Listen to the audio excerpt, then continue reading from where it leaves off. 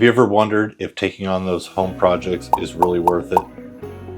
Or should you hire a professional? Are you preparing to sell your home, or do you have those projects just laying around waiting to get done? Not really sure if it's something that you want to tackle yourself and do it yourself, or hire the professional. In this video, I'm going to break some of those projects down, give you some ideas, and stay tuned till the end where I'm going to give you a couple bonus tips.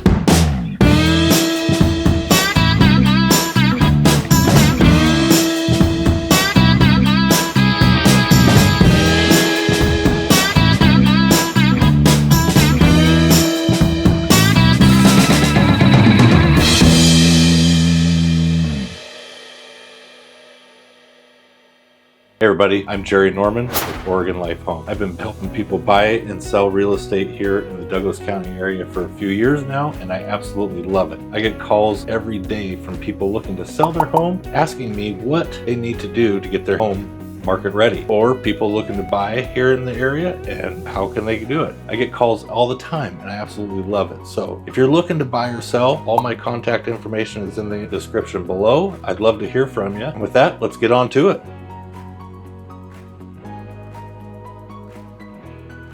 So let's start it off. Last year I sold my personal home and it needed some work. There was some stuff that needed to be done that we kind of just let go. The landscaping was out of control. We needed to get that taken care of. I actually hired a landscaper. He didn't show up.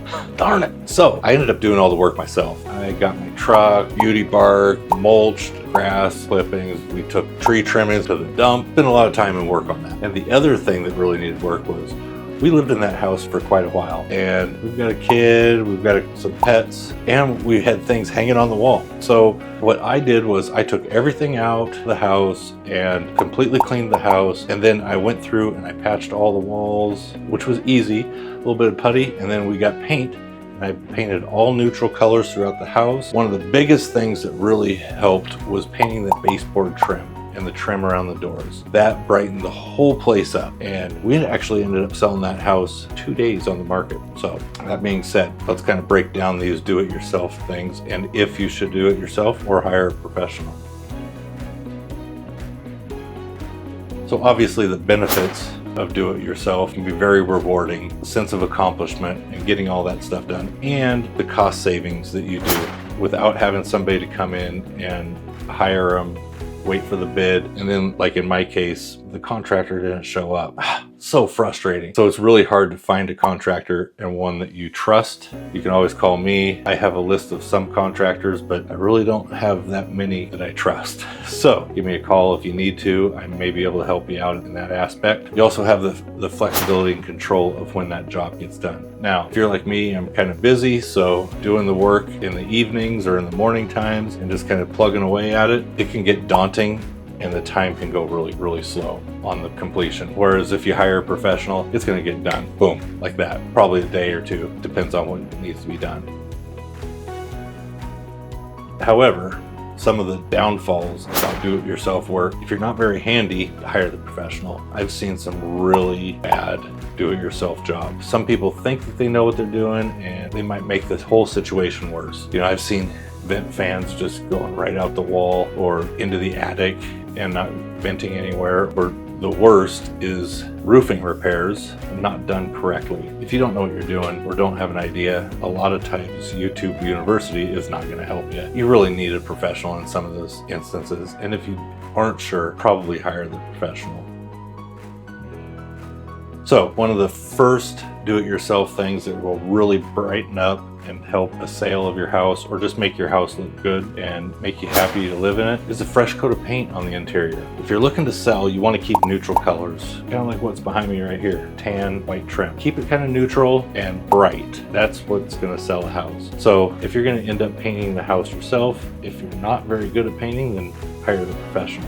But it can cost you about $300 to $500 with all the material to paint the whole inside of the house. It's not that bad and it's just time consuming. Whereas if you're going to hire a professional to do it, it's going to cost you about $1,000 to $3,000 roughly. It's going to have such an impact on your home. It's going to add value, and you should be able to sell the house for $5,000 to $10,000 more roughly, whereas if you didn't paint it, depending on how bad it was. Another real simple trick to add a little bit of value, and it's going to cost you a few $100s for nice stuff, but updating your kitchen hardware. Your kitchen cabinet doors and hinges, update those, your faucets, and all the hardware. It'll make it look so much cleaner and nice. Same thing with the bathrooms. Toilet paper rack, toilet paper holder, towel rack, bathroom faucets, shower faucets. If you have a little bit of knowledge on how to do that kind of thing, all you're going to need is a screwdriver, some plumbing tape, and that kind of stuff. It's not going to take you very long to do, and it's going to add so much value, and it's going to make it look really nice. The biggest costing high end of product, you go with those. Don't go cheap, because a new buyer will come through and will see if something was really cheap done. That's something that you could also hire a handyman to do. There's some handymans that are really good, and they can just come in and bang that whole job out really quick. Another cool feature that you can do to your house is smart home features. One of the first things I put in is a smart thermostat. One I've got in this house, it's great. It's Wi-Fi capable. It knows if my phone is in the house, it knows I'm here. And so it's automatically set. So if it's hot outside, then it's going to automatically cool. So it'll know the routines, and it will keep it cool, warm, depending on the weather outside. That's a cool feature. That one you might need to hire a professional for, because there's a little bit of wiring involved, and you could mess up your furnace or your heat pump or that kind of thing. So you don't want to do that, because that's going to be really expensive. Your outdoor area, landscaping, flowers, mulch, fresh mulch, a lot of your grass, edging the sidewalks, making sure everything's clean outside, trimmed hedges and bushes. It will go a long ways. It'll show that you take pride in the outdoor area, and it will add a lot of value to your house. Now, if there's some large outdoor projects, you might want to hire a professional landscaper to do some bigger projects. If you don't have a truck or whatever, then you might need somebody to come and take your lawn clippings and that kind of thing. But for those bigger projects, hire the professional. If not, then do it yourself. One thing that you really should consider about hiring a professional is if you're going to redo a bathroom, tile, plumbing, structural work, if you want to remove a wall or add a door or whatever, you're really going to want to hire a professional for that kind of thing. All of this is things that if you're capable, or should you do it. For me, it's a personal preference. I have the ability to do it. Do I want to? Do I want to tackle that job? I don't. So a lot of it comes down to personal preference and your ability to do it. Now, I get calls a lot of times from sellers that want me to come look at their projects and see what they've done. Now, you really want to understand that the money you put in, you're not going to get out on the sales price a lot of times. I've talked to a seller before that used high-end fencing around their whole yard, and it was 5 acres.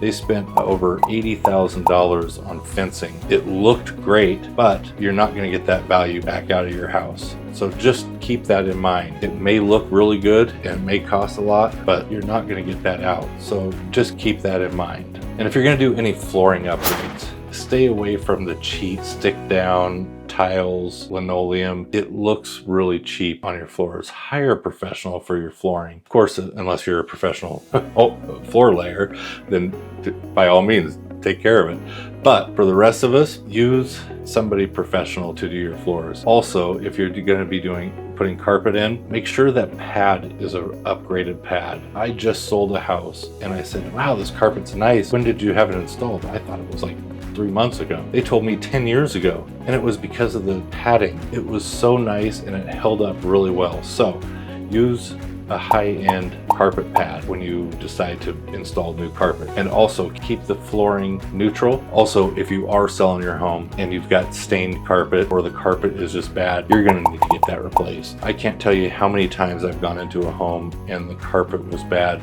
Sellers may be offering a credit for carpet, but what buyer wants to buy a house and then have to wait for the carpet to get installed? Nobody. Even if the seller's giving the credit, it's not worth it. Spend the money, do it, get it done, make the house look nice. Brand new carpet will go a long ways with the sale of your house.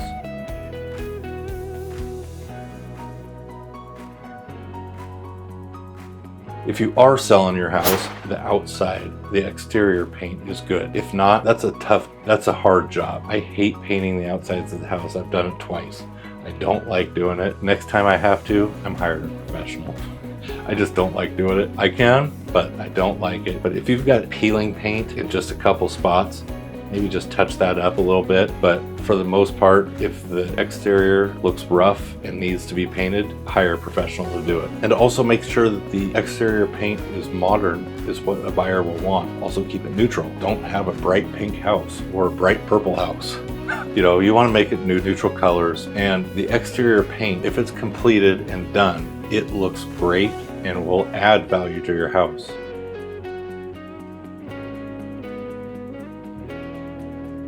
Another small little do-it-yourself thing that you could probably do yourself, unless you don't like working with electricity, like me, replace your lighting fixtures. A lot of the houses built in the 90s, 80s, if those lighting fixtures weren't transformed since then to now, they're out of date and it is noticeable. So a simple fix with the change of the lighting goes a long way. Also, your outlets, your outlet covers, make sure they all match and are clean and nice. That's an easy thing. You could go through and replace them all. You don't want any cracked ones. So when you are painting the inside of the house, you can just take those and replace them all and they'll look nice. Also, you can just clean them with that magic eraser. It does wonders on the electrical outlets.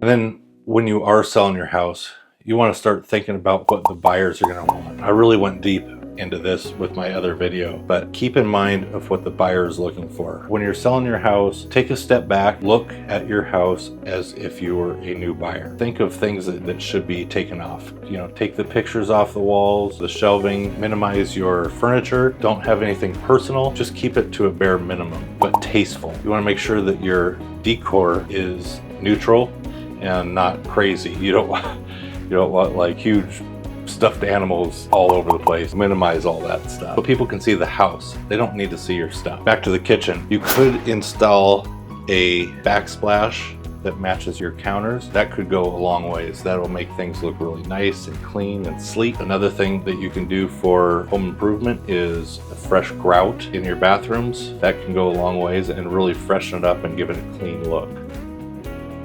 How old is your roof?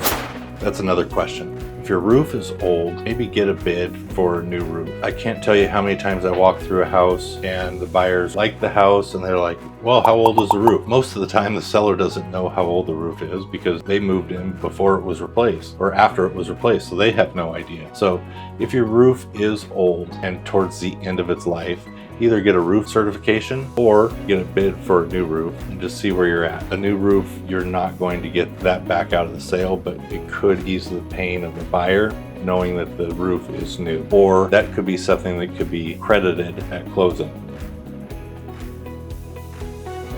And then dealing with plumbing, you want to make sure that your showers are draining properly and not full of hair and clogged. Same thing with your kitchen sink. Make sure all that plumbing stuff is working correctly. If it's not something that you can do on your own, there are some professional drain cleaners or roto-rooters, those kind of people. Call them out, have them flush it out, and make sure that there's not any really serious problems other than just clogged hair.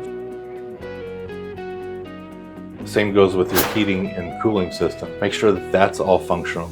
You probably should get that serviced once a year anyways, just to make sure everything is running smoothly and functioning properly. Because if one of those systems goes out, it's kind of expensive to fix. That's a huge upfront cost that you really don't want to go through. Another big cost, but is also important to buyers, is your windows. You want vinyl windows and make sure that to ensure that they are efficient. If you've got those old single pane windows, look for a professional to give you a quote on getting some new windows installed.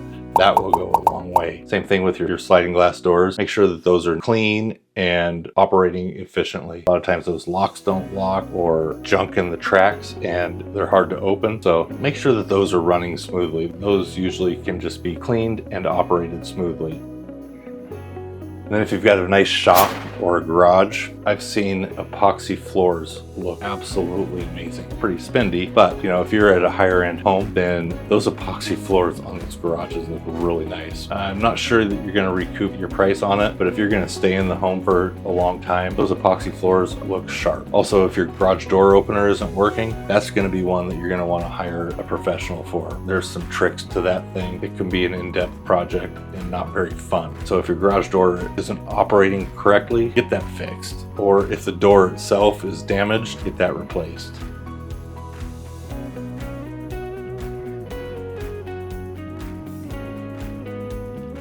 One thing that a buyer always seems to be looking for is a fenced backyard. Why? Because everybody's got a pet, everybody's got a dog.